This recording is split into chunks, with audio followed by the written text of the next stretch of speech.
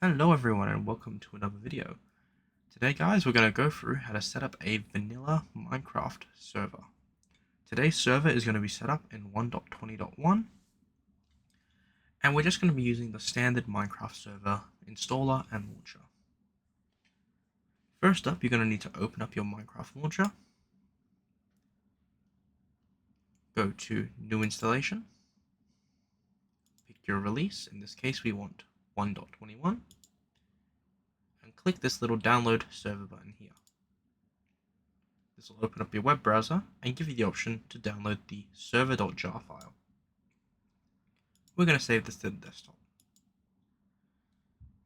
and minimize Minecraft and close out of our web browser. Now we have our server jar file, and this is what we're going to use to build our server for 1.21. First up, we want to make our Minecraft server directory, so we're going to right click, hit new folder, and name it vanilla Minecraft server 1.21. We want to drag and drop our server.jar into this folder. Open up the folder and run the server.jar file.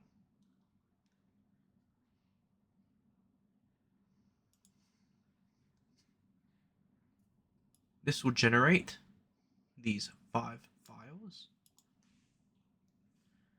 one of them being the eula.txt. In order to continue with this, we need to agree to Minecraft's EULA. So let's open up the file. It's opened up on my monitor. Let me drag that over here. And we want to change this false. We want to highlight that and delete it. And change it to true. True. All lowercase. File and hit save. And then exit out of this. We can then rerun the server.jar.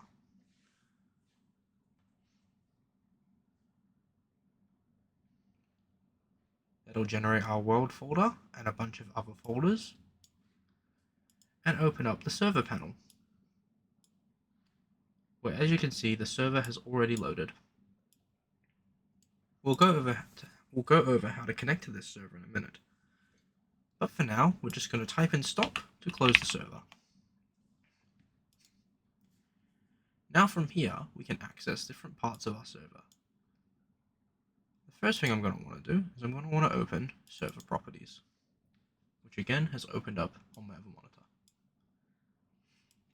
In server properties, you can change many settings of your server.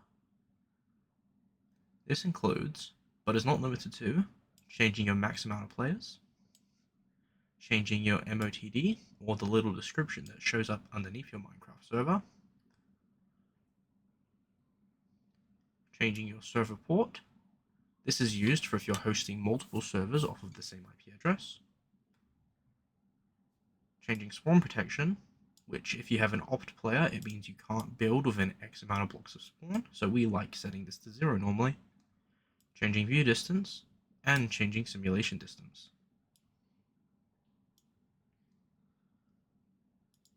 We're going to load our server back up.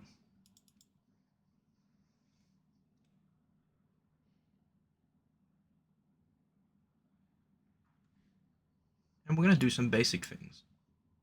So the first thing you want to do is if you plan on port forwarding your server, you're going to want to enable a whitelist. You can do this by clicking on this little bar at the bottom and typing whitelist on. The server command console will tell you whitelist is now turned on. If you want to add your players to the whitelist so they can join the server, you want to type in whitelist add followed by the player name. So in this case, we're going to be using my account, SamVGamer. Added SamVGamer to the whitelist. If you want to opt a player to give them admin commands, the ability to use admin commands in your server, just type op followed by their name. Made SamVGamer a server operator. That's for your basic commands and basic managing of players on your server. How you connect to your server is you have to join it via its IP address. So what we're going to do is we're going to load up our Minecraft game.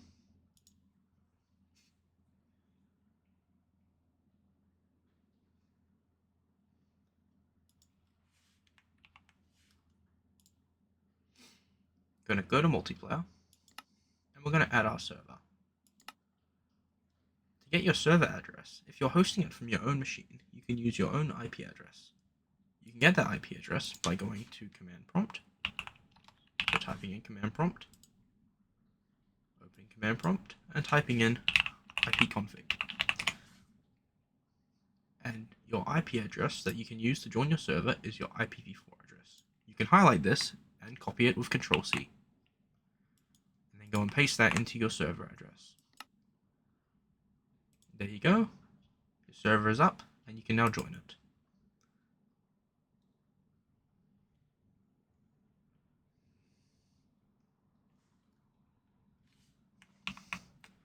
And that, guys, is how you can make, start, and host a basic Minecraft server. I won't go over port forwarding, but if you want it accessible outside of your house, I suggest you look up a video on how to port forward Minecraft servers. Hosting your own Minecraft server can allow you to play with your friends and do other things online, and it's honestly a lot of fun. I've had to host a few recently, and I'm slowly getting into the more advanced ways of hosting Minecraft servers, including using other Minecraft server loaders like Spigot, Bukkit, and PaperMC. If you guys want to see how to do that and get into some more advanced servers where you can run plugins and cool additions to your server, check out the cards in the top, which will link you to my tutorial playlist on how to set up a Spigot server. Thank you all for watching.